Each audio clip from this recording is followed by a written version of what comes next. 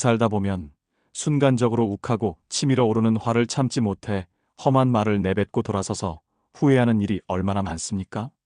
우리 모두에게는 그런 순간들이 셀 수 없이 많았을 것입니다.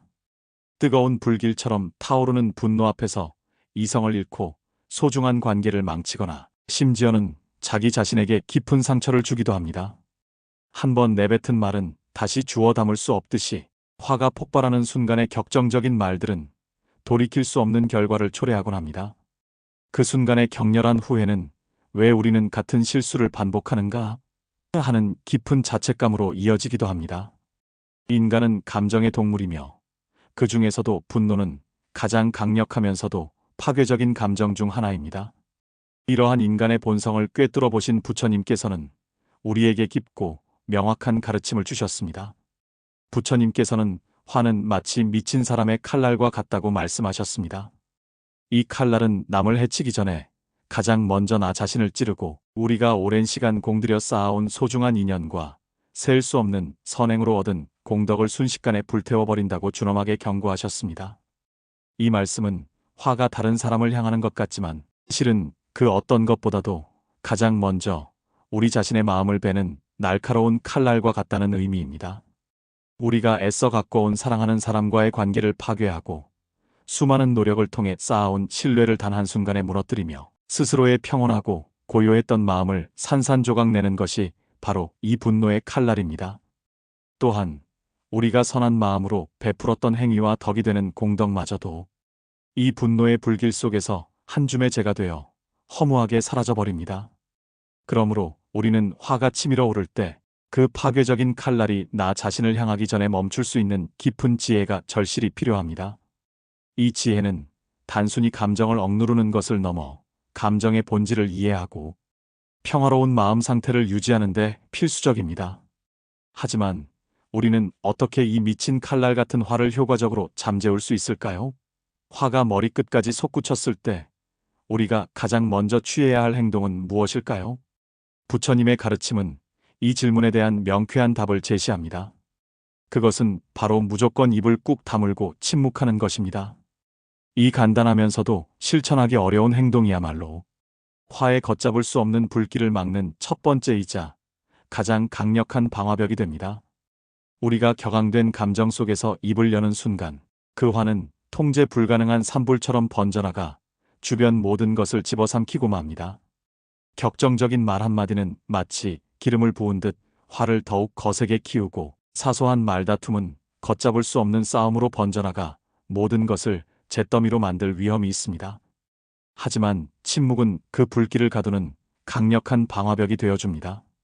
폭발할 것 같은 감정을 말로 내뱉지 않고 잠시 멈춰서는 것. 이 잠깐의 멈춤이 바로 지혜의 시작입니다.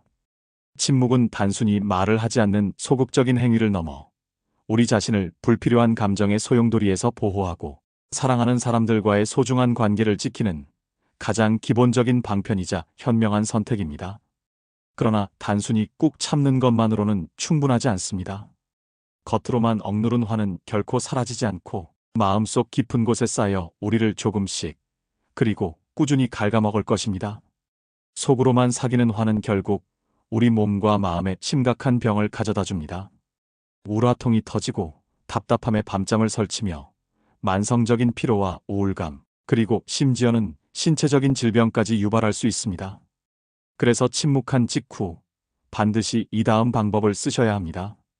단순히 참는 것을 넘어선 적극적이고 의식적인 마음 다스림이 필요합니다.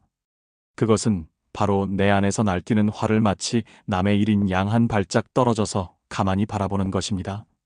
마치 영화나 연극을 관람하듯이 혹은 강 건너 불구경하듯이 내 안에 일어나는 감정의 폭풍을 제3자의 시선으로 객관적으로 관찰하는 것입니다. 이러한 관찰자적 시점은 감정의 주인이 되는 첫걸음입니다. 지금 이 순간 내 안에서 뜨겁게 타오르는 이 화가 과연 진짜 나 자신인가? 아니면 그저 잠시 스쳐가는 바람처럼 일시적으로 일어났다 사라질 감정일 뿐인가? 하고 스스로에게 조용하고 깊이 있게 물어보십시오. 이 질문은 우리가 감정의 소용돌이 속에서 길을 잃고 헤매지 않도록 굳건히 붙잡아주는 닷과 같은 역할을 합니다.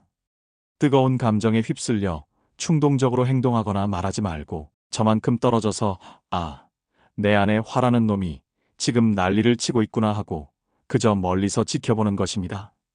마치 하늘을 떠다니는 구름이 흘러가듯 바다의 파도가 밀려왔다가 사라지듯 감정 또한 그렇게 일어났다 사라지는 것임을 인지하는 것입니다. 이처럼 감정을 객관적으로 바라보는 연습을 통해 우리는 감정의 일시성과 비실체성을 깨닫게 됩니다.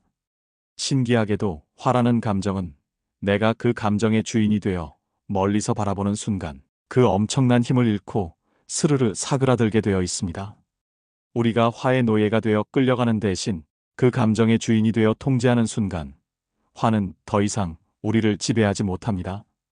우리가 화를 두려워하거나 억압하는 대신 그저 평온한 마음으로 바라보는 순간 화는 그 본래의 실체를 드러냅니다. 화는 고정된 실체가 아니라 우리의 마음에 의해 순간적으로 만들어지고 유지되는 일시적인 현상이라는 것을 깨닫게 되는 것입니다. 이것이 바로 화의 실체가 없음을 깨닫는 진정한 지혜입니다. 모든 고통과 번뇌의 근원인 나라는 에고의 환상에서 벗어나 감정의 허무함을 인지하는 순간 우리는 비로소 진정한 자유를 경험하게 됩니다. 이러한 통찰은 우리를 일상생활에서의 불필요한 감정 소모로부터 해방시켜 줍니다.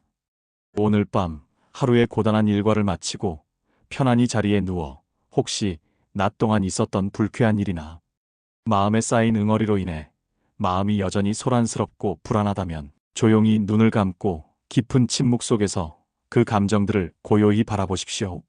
내면의 소란스러움 속에서도 흔들림 없는 고요함을 찾아보고 그 감정들이 어떻게 일어나고 사라지는지 마치 강물이 흐르듯 자연스럽게 관찰해 보십시오.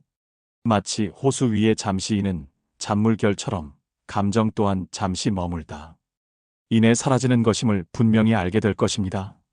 이러한 명상적인 관찰을 통해 당신을 괴롭히던 지옥 같은 불길은 점차 꺼지고 그 자리에 깊고 고요하며 평화로운 마음의 평온이 찾아올 것입니다. 내면의 평화를 얻는 이 지혜로운 길을 통해 우리는 일상 속에서도 흔들리지 않는 진정한 자유와 행복을 찾아갈 수 있을 것입니다. 우리는 이 과정을 통해 감정의 노예가 아닌 감정의 주인이 되는 법을 배우게 될 것입니다.